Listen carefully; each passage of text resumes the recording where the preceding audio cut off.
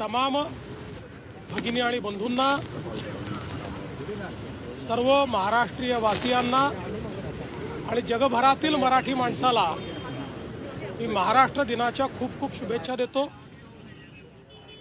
छत्रपती शिवरायांच्या पुनीत स्पर्शाने पावन झालेला महाराष्ट्र, स्वराज्य आणि सुराज्य हा संदेश ज्या मातीने दिला तो हा महाराष्ट्र, थोर समाज सुधारकांनी ज्या ठिकाणी सुधारणेचं आंदोलन चालवलं तो हा महाराष्ट्र, भक्ती संप्रदायाच्या माध्यमातून जिथे भक्तीचा एक अखंड मेळास तयार झाला तो हा महाराष्ट्र, आणि अर्थातच 106 हुतात्म्यांच्या बलिदानानंतर तयार झालेला हा महाराष्ट्र, आणि आज जगातली 30वी अर्थव्यवस्था असलेला हा महाराष्ट्र, देशाचं पॉवर हाऊस असलेला हा महाराष्ट्र, देशाचं ग्रोथ इंजिन असलेला हा महाराष्ट्र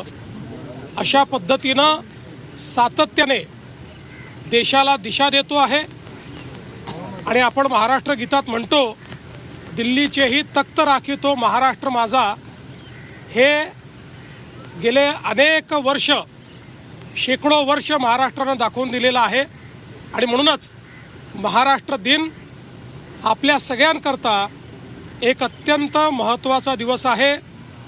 मी पुन्हा एकदा सर्वांना महाराष्ट्र दिनाच्या शुभेच्छा देतो। आज कामगार दिवस देखील आहे।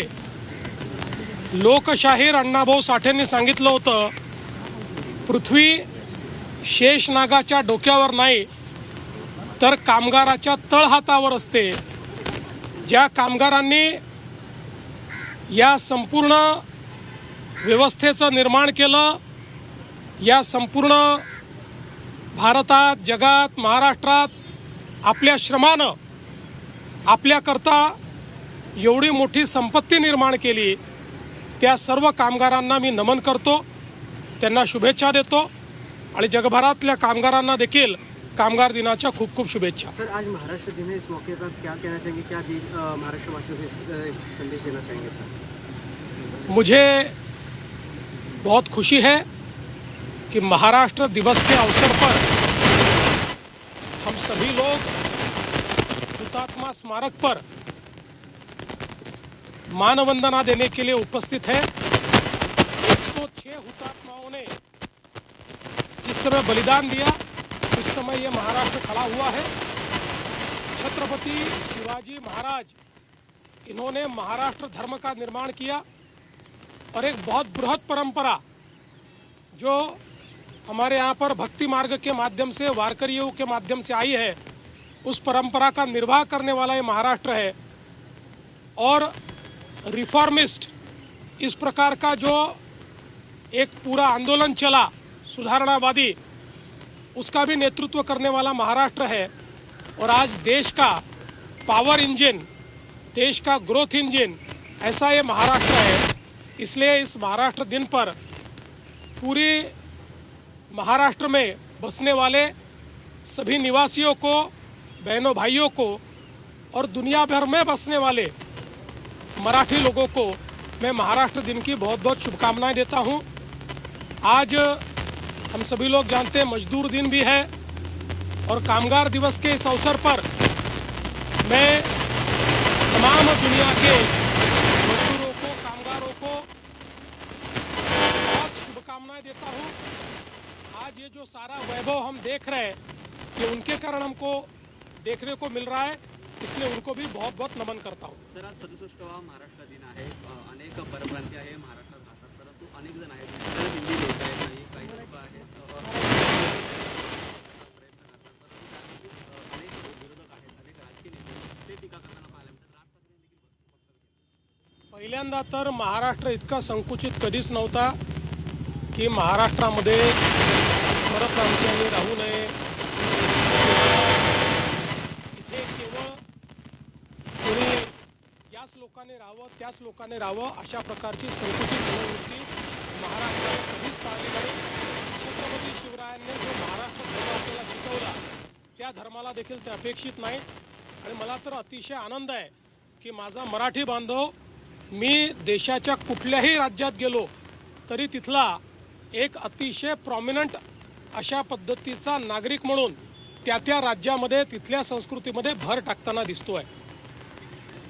भाषेचा जिथपर्यंत प्रश्न आहे मला असं वाटतं की स्वभाषेचा अभिमान हा असलाच पाहिजे.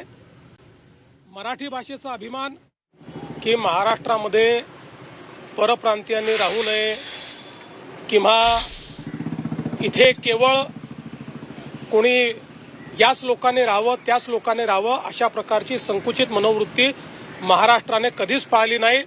छत्रपती शिवरायांनी जो महाराष्ट्र धर्म आपल्याला शिकवला त्या धर्माला देखील ते अपेक्षित नाही आणि मला तर अतिशय आनंद आहे की माझा मराठी बांधव मी देशाच्या कुठल्याही राज्यात गेलो तरी तिथला एक अतिशय प्रॉमिनंट अशा पद्धतीचा नागरिक म्हणून त्या राज्यामध्ये तिथल्या संस्कृतीमध्ये भर टाकताना दिसतोय.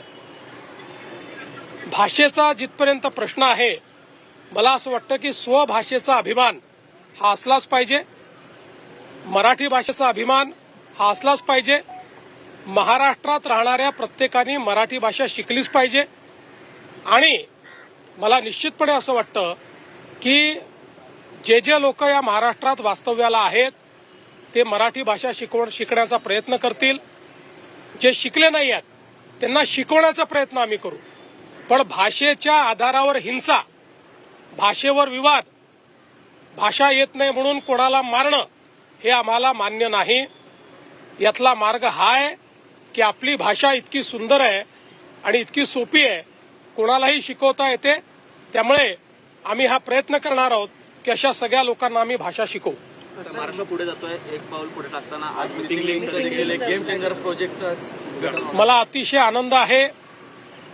2015 साली आम्ही हा निर्णय घेतला होता आणि त्यानंतर अडथळ्यांची शर्यत पार करत आज देशातलं वंडर ज्याला गिनीज बुक ऑफ वर्ल्ड रेकॉर्डनी वायडेस्ट अंडरग्राऊंड टनेल असा दर्जा दिला, रेकॉर्ड दिला आणि सर्व प्रकारच्या इंजिनिअरिंग मार्वल्सनी परिपूर्ण अशा पद्धतीनं हा मार्ग या ठिकाणी तयार झालाय आणि आज त्याचं लोकार्पण झाल्यानंतर मुंबई पुणे रोडवरचं कंजेशन हे पूर्णपणे संपेल.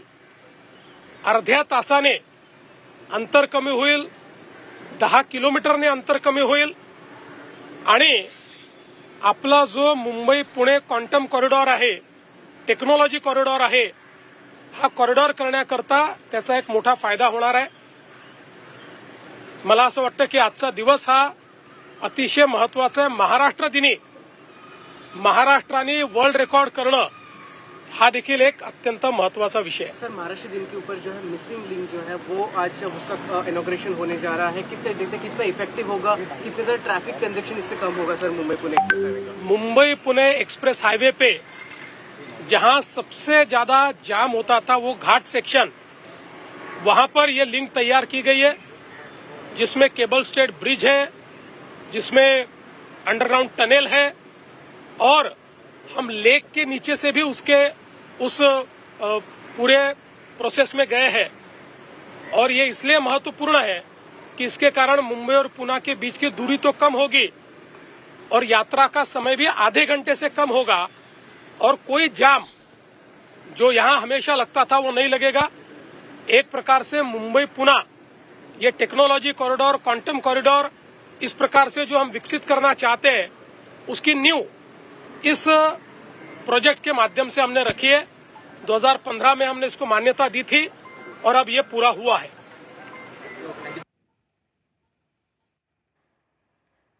राज्याचे मुख्यमंत्री देवेंद्र फडणवीस यांनी महाराष्ट्रातील जनतेला महाराष्ट्र दिनाच्या शुभेच्छा दिलेल्या आहेत. सोबतच मराठी भाषेसंदर्भात देखील त्यांनी भाष्य केलंय.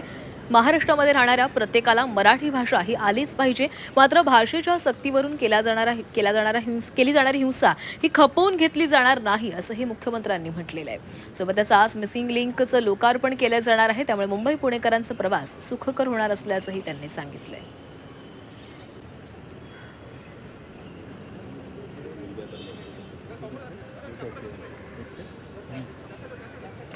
की प्रत्येकला कॉल करेल कामावर. सगळे एका